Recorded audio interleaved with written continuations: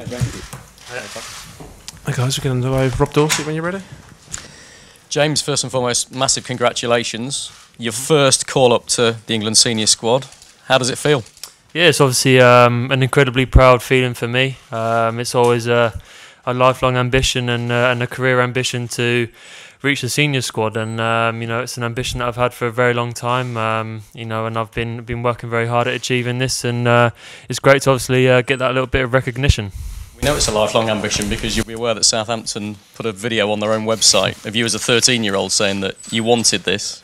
Yeah, I think it's every young player's dream to play for England, and to be given that opportunity and chance to represent your country and do everyone proud to a great honour. And should the chance come this week, I'll be ready to take it. How did you feel when you saw that video of you as a 13-year-old saying that? Yeah, a little bit of embarrassment, but that's what sort of moulded me as a young player, and the ambition was clear from a young age. Did you have any idea this call-up was coming? Did you have hopes, or was it completely out of the blue? No, I mean, I think you know yourself as a player, the own level that you're playing at. You always want to do well for your club, and if you obviously get the recognition, that's great. But that's always a target that you're always plugging away at. And if I'm able to continue good form with Southampton, then that call will eventually come, and thankfully it did. You know St George's Park very, very well, of course. You've represented England's under-17s, 19s, 20s, 21s. You've captained the under-21s. But does it feel different being here this time? I think it's a different environment in terms of the players that you're with. But I think it's a positive thing. I think for me as a young player, it is different. But I'm going to use it to benefit me as a player and increase my knowledge of the game. And I can't wait to draw every ounce of sort of knowledge from other players who have been in the group before this week to help me as a player as well. Gareth Southgate told us when he announced the squad, and your name was in it, Nathan Redmond, and a player you know very well, was in it as well. He said that should give motivation to any young player that's in the younger age groups with England, that there is a progression there. Do you feel that? Yeah, of course, and obviously having worked with Gareth before as well, he's made that clear to us in the 21s that there is that pathway there, and it's a positive thing, not only for myself and Nathan, but you look throughout the squad as well, the likes of Raheem, John Stones, Ross Barkley, they're players who have also come through as well. So, it's positive that if you are doing well at a young age, then you'll be given a chance. We're told that the manager gave quite an emotional speech to the squad this morning, giving his vision of England going forward from here. How was that? What did he have to say to you? Yeah, a very powerful sort of message. It's one that the under-21s have received before as well, and sort of highlighted about the highs and lows of a career and the ambitions that he sees for us, and we want to establish ourselves as a top team in the world. So it's all about sort of plugging away at those sort of goals and making sure that what we do now stands us in good stead for when we reach major tournaments. Without giving too much away, what was the goal? Did he talk about targets and ambitions?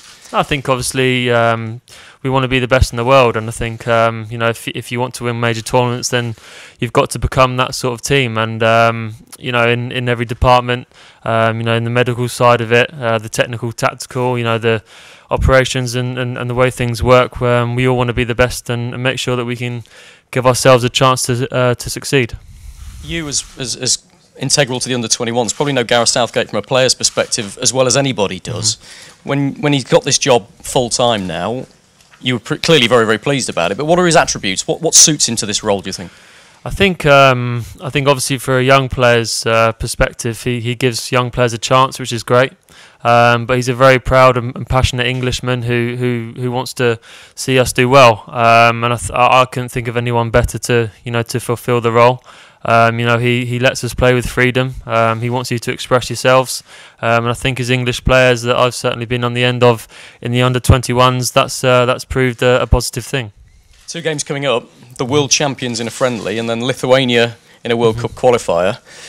Is it difficult to have a priority there when they're huge games, but for very different reasons? Yeah, I think they're both massively important games. I think obviously most games around friendlies are sort of a bit experimental and things like that, but I think it's a positive game. If we do want to reach our ambitions and our goals, we have to play these teams and beat them. And obviously the Lithuania game is a very important game to help us in that qualification process. So I think both games are vitally important. You could make your England debut against the world champions. Do you feel ready for that, and how special would it be? Yeah, I think personally, I know myself, I am ready, and obviously the manager thinks that as well. Otherwise, he wouldn't have included me in the squad. And I think it would be a great occasion if to do so. But like I said, I'm just looking forward to enjoying the week and making the most out of my time here and trying to improve as a player. Quite a week for you as well. I mean, you score against Spurs yesterday. All right, the result didn't go the way you wanted it to, but you've been to Wembley in a cup final as well. 33 appearances for your club. Now an England call-up. You'll look back at this season with pretty fond memories, won't you? Yeah, I think so. I think at the start of the season, I wanted to make sure that I made the most of it and made sure that I took a step up, and I feel like I have done so far. But it's been a whirlwind season so far, and I'm sure there's going to be lots of ups and downs to come as well. Okay, any further live questions? Hi James, Ian Dennis from the BBC. Just going back to that meeting that Gareth Southgate gave you that talk this morning, was Wayne Rooney there, and if so, did Wayne speak to the players as a collective group? No, he wasn't there, but obviously the players that were there were obviously very interested in what the manager had to say. I think what he said was very powerful, and obviously he spoke a lot about his ambitions for the team, and you could tell that everybody sort of enjoyed what he had to say and concurred as well. Because Gareth last week was wanting the players to talk with or take more responsibility to deal with the pressure. You know him well. How will he get you to do that? I think from my experience in the under-21s, we had a mini leadership group within the team. The idea was not only to have one captain, but sort of 4, 5, 6 main leaders within the team, and certainly looking around the players that are here at the minute, we've definitely got that and more. And I think in high-pressure moments, it's about those leaders on the pitch taking responsibility, and I think that's something that he'll try and implement as his time increases with the squad. Captain of the under-21s, how would you describe the future of English football? Yeah, I think very exciting. I think for me, stepping into the senior team, you only have to look around at the wealth of experience that we've got. The young players coming through and all the quality around the team. So it's exciting moving forward, and hopefully I can be a part of that.